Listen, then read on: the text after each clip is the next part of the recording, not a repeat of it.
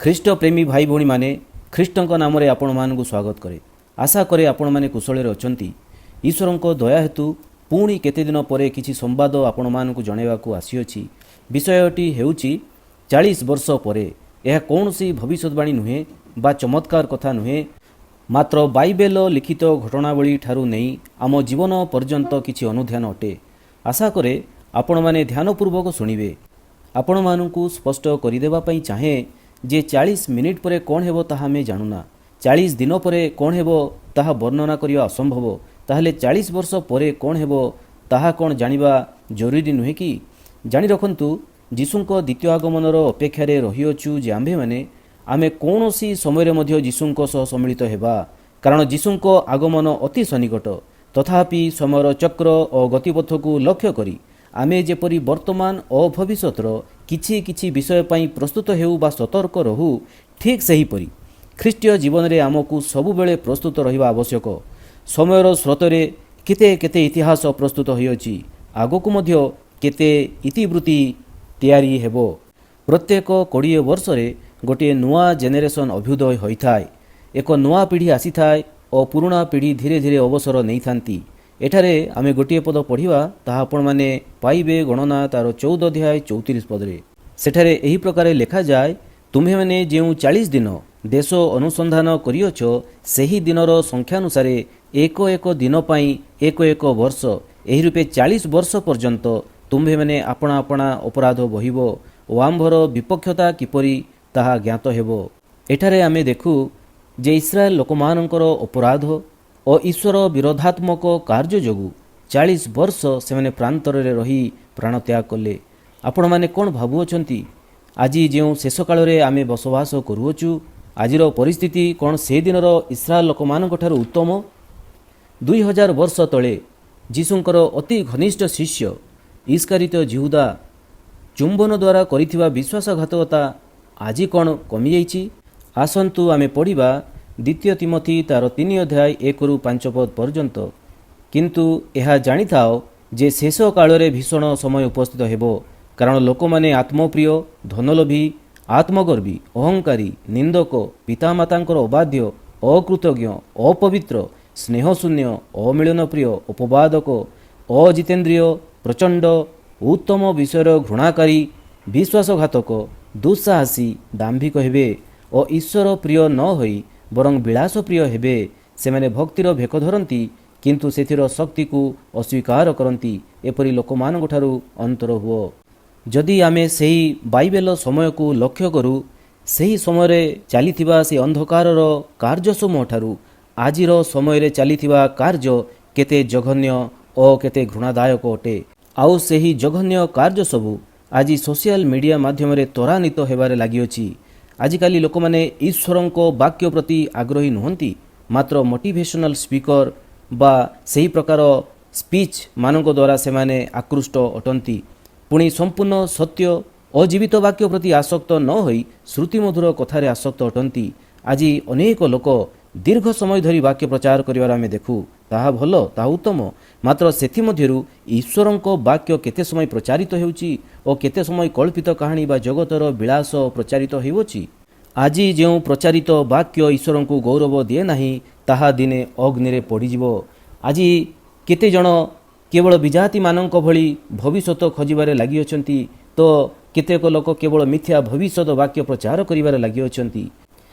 ପୁରାତନ ନିୟମର ଆଖନ, ଗିହେଜି, ବିଲିଆମ ଏବଂ ନୂତନ ନିୟମର ହନନୀୟ, ସଫିରା, ଇସ୍କାରିତ ଜିହୁଦା ଓ ଦିମାଙ୍କ ଭଳି ଆଜି କେତେ କେତେ ଲୋକ ଯେଉଁମାନେ ନିଜକୁ ବିଶ୍ୱାସିନୀ ବୋଲି କହନ୍ତି, ସେମାନେ ମଣ୍ଡଳୀର ବଡ଼ ବଡ଼ ସ୍ଥାନରେ ଅଛନ୍ତି ଏବଂ ଈଶ୍ୱରଙ୍କ ବିରୁଦ୍ଧରେ କାର୍ଯ୍ୟ କରୁଅଛନ୍ତି। ତେଣୁ ଆଉ କିଛି ବର୍ଷ ପରେ ଆଗାମୀ ପିଢ଼ିରେ ଆମେ ପ୍ରକୃତ ସତ୍ୟ ବିଶ୍ୱାସୀମାନଙ୍କର ସଂଖ୍ୟା ଅଭାବ ହେବାର ଦେଖିବା। ଏହି ପ୍ରକାର ସମୟ ଆସୁଅଛି ଯେତେବେଳେ ବାଇବେଲ ମିଳିବ କି ନାହିଁ ତାହା ଆମେ ଜାଣିନୁ, ମାତ୍ର ଖ୍ରୀଷ୍ଟୀୟ ଲୋକମାନଙ୍କ ମଧ୍ୟରେ ବାଇବେଲ ପ୍ରତି ପ୍ରେମ ପୁରା ଲୋପ ହେବାର ଦେଖାଯିବ। ଲୋକମାନେ ବାଇବେଲ ପଢ଼ିବେ ନାହିଁ, ଆଜି ମଧ୍ୟ ପଢ଼ୁନାହାନ୍ତି। କିଛି ବୟୋଜ୍ୟେଷ୍ଠ ଲୋକେ ଏହା କହିବାର ଆମେ ଶୁଣିଅଛୁ, ସେମାନେ ଯେତେବେଳେ ଛୋଟ ଛୋଟ ଥିଲେ ସେମାନେ କେତେ ପ୍ରାର୍ଥନା କରୁଥିଲେ, ସକାଳେ କିମ୍ବା ସନ୍ଧ୍ୟାବେଳେ आउ सेमाने विभिन्न पारिवारिक प्रार्थनारे सेमाने संलग्न थिले मात्र ताहा एबे इतिहास पालटि जाइछि।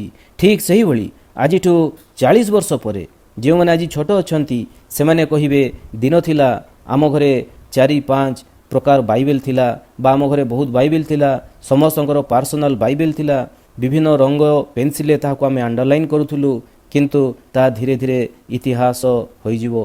आगामी दिन मानकरे विभिन्न टेक्नोलोजीर प्रयोग जोगु सोसाइटी मध्यरे कौन सत किंबा कौन मिछ ताहा जानी हेबो नाही। आज लोकमानक मध्यरे वस्तुवादी लालसा वृद्धि पाउछि आउ 1 किंबा 2 पीढ़ी परे ताहा को प्रकार परिस्थिति पहुँचो ताहा वर्णना करने असंभव। तेणु शिष्य जॉन ताहांकर प्रथम पत्र रे 2:14 पदरे यही प्रकार लेखन्ति, वत्सगण मु तुम्हमानंक निकटकू लिखिली कारण तुम्हे मैंने पितांकु जानियछ। हे पितृगण मु तुम्हमानंक निकटकू लिखिली कारण जे आद्यरु अछंती ताहांकु तुम्हे मैंने जानियछ।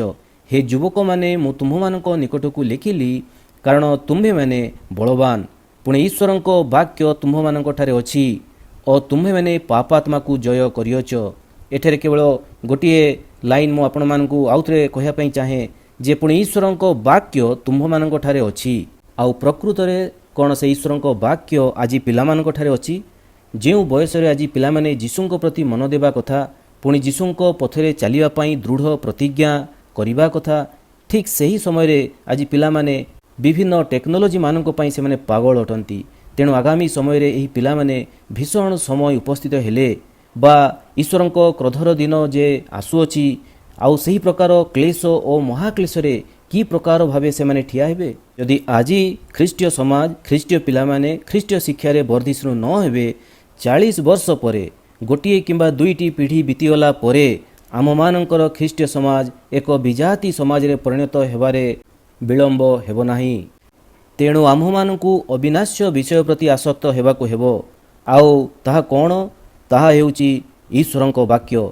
कारण आकाश और पृथ्वी लोप पाइबो मात्र ईश्वरंक वाक्य समूह कदापि लोप हेबो नाही। माथ्यू 24:35 पदरे ताहा आपणे पाइबे। आउ प्रथम करंथियो 13:13 पदरे एही प्रकार लेखा जाय, अतएव विश्वास भरोसा प्रेम एही तीन स्थायी अटे। तेणु ख्रीष्टीय परिवार माने एही तीन विषय लगी रहिबा आवश्यक कारण प्रेम कदापि शेष हुए नाही। प्रथम करंथियो 13:8 पदरे लेखा जाइछि। तेणु ख्रीष्टीय प्रेम बिना आउ काहीं रे काहारी ठारे ऋणी हेबा उचित नुहे। आउ एब्री तार 13:8 पदरे एही प्रकार लेखा जाय, प्रभु यीशु काली आजी चिरकाल समान अटंती।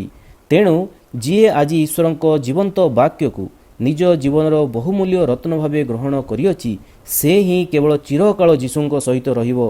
तेणु ख्रीष्टीय मंडली हेउ बाप ख्रीष्टीय परिवार हेउ प्रत्येके विलास व्यसन परित्याग करी धनलोभ परित्याग करी स्वार्थपरता परित्याग करी मंडली बा समाज रे पॉलिटिक्स रु दूर रे रही ख्रीष्टंक क्रूसर अनुसरण करिबा आवश्यक।